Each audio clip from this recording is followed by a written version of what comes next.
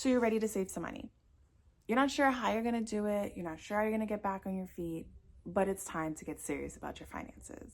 And babe, royalty, I'm here to help you because I want all of our kingdoms to flourish. So sit down, get your notepad. Let's have a conversation about how money talks. All right, royalty, if you're here, first and foremost, the first video, I'm glad to have you. I'm Karissa. In this channel, I talk about a little bit about whatever the freak I really want. And today I want to talk about saving money. Now, I didn't grow up the most financially literate. I feel like as a woman of color, that's not something our community is really taught. We're not taught how to save money. We're not really taught even how to make money and keep our money. We're really just taught how to what to buy, if I had to be honest. So it was not easy for me to learn, and it really was through research and meeting good people who helped guide me and mentor me that really taught me and got me where I am today. So I want to share a game. I want to share how I got here without selling you a PDF at the freaking end. Now, if you are in a service industry or you have a job like you're Ubering right now, you're doing Uber Eats, maybe you're a really low income college kid, trust me, babe, I get it. That's okay. What I want you to find out is your absolute lowest amount that you're going to make usually. So if your worst day is 100 and your best day is 250, I want you to go off that 100. Now, the reason why I want you to do that is because your lowest day means that anything above that is going to put you in a positive. Okay, so if we can just figure out how to survive off the bare minimum, then that means anything we get on top of that is going to be able to go in savings and get us closer to the goals that we're setting or that we want. Now, for those of you that are salaried, it's still just as important for you to know exactly how much money is coming into your house, or else we're not going to be able to budget correctly. If you don't know how much is going in, we're not going to know how much we can go out. This is for those of you that are hanging on by every dollar, and for those of you that have a surplus amount of money. Because what you might realize is that you are spending stupid money. Especially if you're comfortable and you're like, okay, now it's time to get in the game and save. You might not even realize, damn, I make $6,000, $7,000 a month and I still don't have any savings. How is this even possible? Another thing I want to add is do not include extra money. Okay, say some weekends you babysit, but you don't babysit every month, or you dog sit, or you get child support from your baby daddy every other month because he ain't consistent. I don't know what the story is. That money does not count. That is plus money. That's money that gets to go right in the bank for savings. Now, I, of course, want you to go through your bills. You need to know exactly how much everything is. For example, if your rent is $2,000, but when you go to pay your rent online, it adds a $10 service fee, then your rent is $2,010, not $2,000. We need to know exactly to the penny how much we're spending, how much is going out. Now, I'm really tired of people telling you, oh, just give up the coffee. That's not what we're here for, because honestly, I do not feel like those little things are what makes the difference.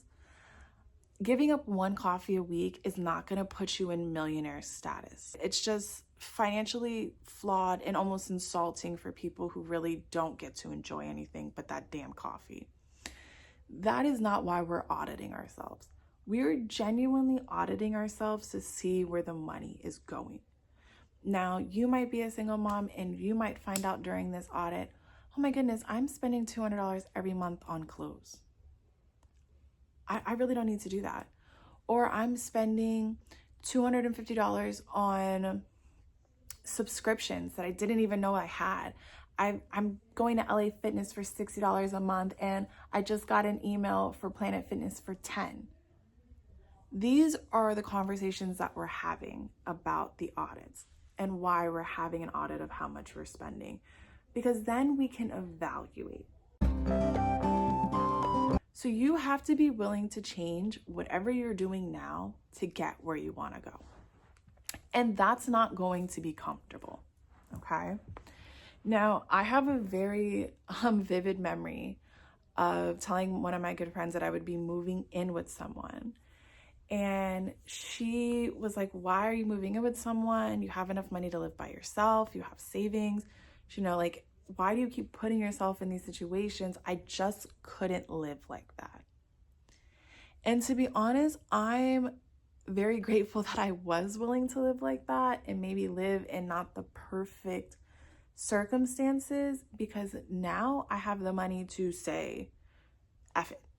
You know, like if I don't want to do something, like, you know what, I'm going to spend the extra money and do this instead, because I made the sacrifices in the 20s so that I get to enjoy my 30s differently. You have to have that mindset. You have to be ready to sacrifice to get the goals and to get the savings that you want. Now, what does that mean? That might mean instead of going to LA Fitness, you go to Planet Fitness for 10. I don't understand why people are so bougie about certain things like that, but like, get the hell over it. Maybe you do need to get a roommate. And you're like, oh, Karissa, how am I supposed to do this? I live in a 1-bedroom or a 2-bedroom with my kid. Okay, well then maybe move baby into your room and get another single mom who's in a similar situation as you and put her in the other room. No, it's not going to be awesome sharing your kitchen and sharing your living room and maybe sharing a bathroom and dealing with somebody else's kid. But it's going to be a great feeling when you put $600 back in your pocket. That's going to feel good. If you could save even 3 of that every month, then that turns into what's 3 times? Almost $3,600 a year you just saved because you were willing to put someone in your extra room and share a room with your kid for a year. Maybe that's all you need to get you out of the trenches you in right now. I remember the first time I bought my car. This is another key example of what I mean about living within your means and doing what must be done. When I went to buy one of my first cars, I walked on the lot and I saw a Mitsubishi Mirage and it was $16,000. I asked the car salesman at the right beside me, I said, is this the cheapest car you have on the lot? He said, yes. I said, that's the car I want then. He said, you want to try it out? I said, it works, right? It's brand new. Got a warranty? He said, yeah. I said, no, I don't need to try it out. That's the car I want. Was it the nicest car? Was it the roomiest car? Was it super cute and had super... Nah, babe, it wasn't any of that. But it was less than a $200 car payment. It wasn't affordable car insurance. It wasn't affordable gas payment. So no, I didn't have the nicest things. No, I may have had to shop at the thrift store and couldn't buy designer clothes. No, I didn't get to eat out all the time with my friends, go to brunch and get bottles. I didn't get to do all of that. I did say no a lot. I did live within my means, even though it wasn't necessarily fun, because living within your means a lot of times is not fun. It is not exciting, because it means saying no. It means staying home. It means being bored in a goddamn house like we still in COVID. I know it's not fun, babe, but the goal is not fun. The goal is to save so you can one day have fun and comfort and luxury without having to think, can I afford this? I want us to get out of that mindset. I want us to be in a comfortable enough space that you don't have to worry about that when you spend your money. Now, this one may be a little controversial because I feel like every financial person will tell you to save X amount of dollars. Save 10% of your income. Save... I don't really think there's a certain number you should be saving. I think for a lot of people, especially people of color, the first step is to just start saving. And I think sometimes people beat themselves up and try to save a certain amount, like I'm going to save 10% of my income, and then realistically they can't, because they're just not in a financial space. Things are too tight that savings that they're trying to put away really needs to be used elsewhere, especially if you're not accounting for every single dollar. You don't really know how much you're spending a month. So what I would recommend doing is starting small. If you have a lot of excess money after you've calculated and maybe you have $1,000 left over at the end of the month, then yeah, baby, bare minimum, put $250 aside, just swipe that. But if it's looking under $500 and you got like less than $100 a week, baby, what I would really recommend for you to do is just put $25 aside. Put $25 in a Capital One savings account, performance savings account, because it's 3.4 interest. Respectfully, get every dollar you can off these companies. I would recommend that for you, babe. Okay? Just put whatever you can aside that you know you cannot and you will not touch. Is it a lot? No. No, it's not. I'm gonna be very honest with you. $25 a month ain't really much. It's about $300 a year. But If that's what you get, if that's what you can save, that's all that matters, because that's $300 at the end of the year you can invest in a stock. That's $300 at the end of the year that you didn't have anyways.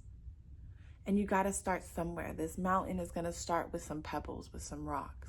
So save what you can. And then what I would recommend doing is at the end of the month, with you being conscious, with you being frugal, with you sticking to your monthly budget, whatever you have afterwards, go ahead and throw it into the savings account. Because we're not spending frivolously. There's not a month of, oh, I got $50, now I'm going to reward my, nah, it's going in the savings account. That's the only place money sits now in your life, is in a savings account. As you're saving, the goal is to make sure that you are building smart spending habits, that you are aware of where your money is going, of how it's being spent, and you are getting better and better with your money.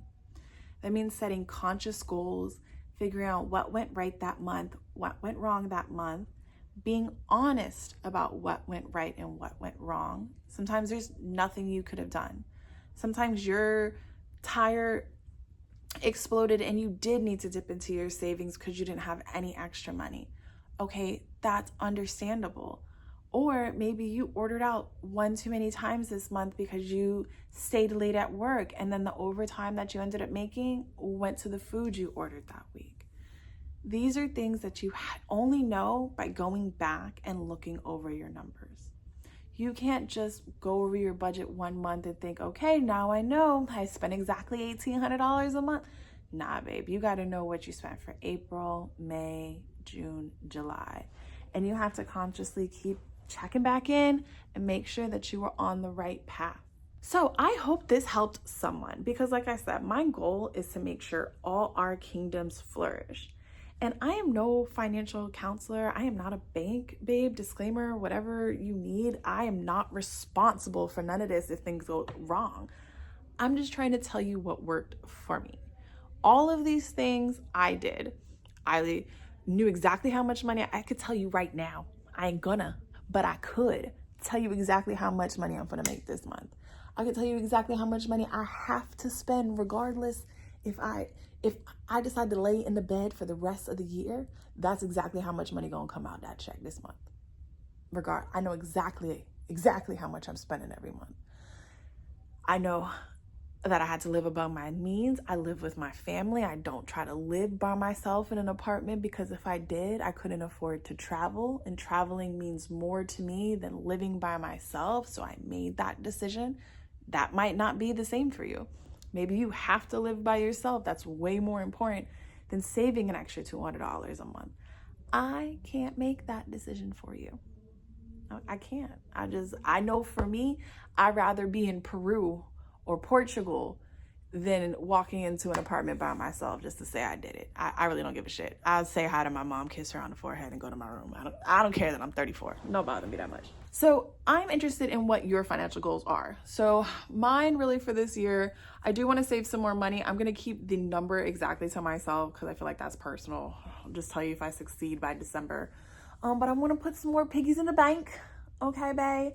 And honestly, my goal is to hit my cash savings goal this year so that I can stop saving money and just start enjoying my money. And if you're still here at the end of this, please tell me what your financial goal for this year is. For the next 6 months, where would you like to be? Do you have more money you're trying to save? Are you trying to even just open a savings account? Are you trying to make more money? Like, what is the financial goal this year, baddie?